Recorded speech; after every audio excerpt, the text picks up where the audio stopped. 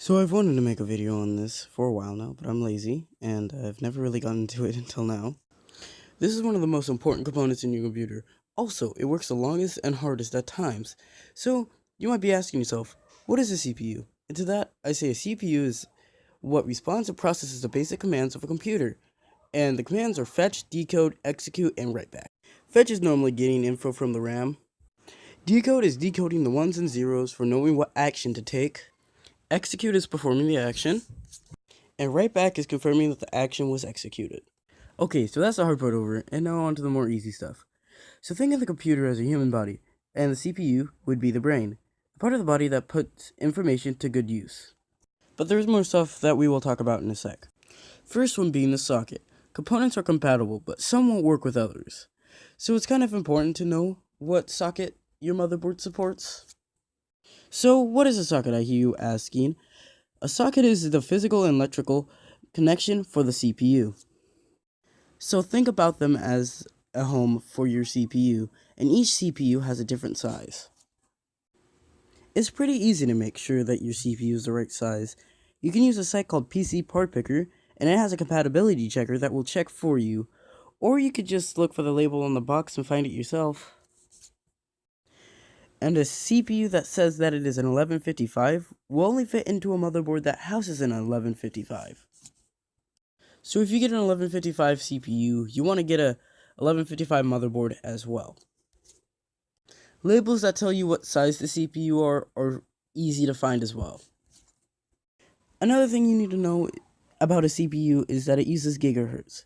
A gigahertz is a calculation frequency of cycles per second. 1 gigahertz is equal to 1 billion cycles per second.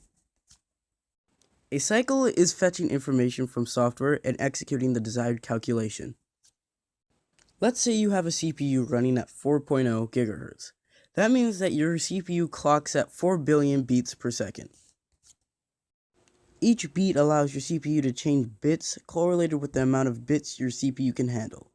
For example, if you have a 32-bit CPU, it will work on 32 bits at a time, while a 64-bit one will work on 64 at a time. So if you have two CPUs running at 4 GHz, but one is 32-bit and the other one is 64-bit, the 64-bit one will be able to work through more at a time.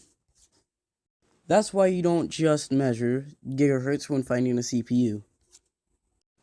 Last things are core and thread.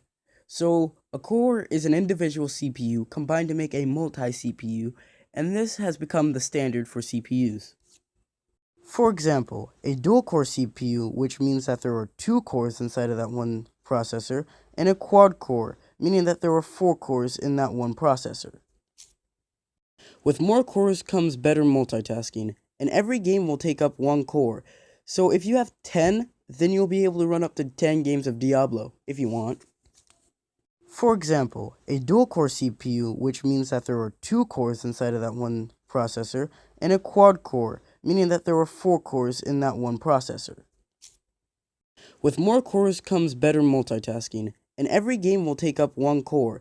So if you have 10, then you'll be able to run up to 10 games of Diablo, if you want. And other things such as browsers will only take up a percentage of that core, and you can monitor these in the task manager.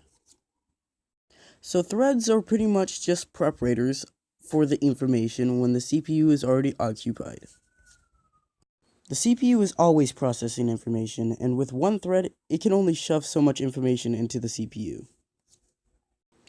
2 threads means that the CPU always has information on the side for it, and no matter how slow the thing is, it always has information to work on. So that's about it for CPUs and what they do for your PC. Hope you learned something, and I will see you all later.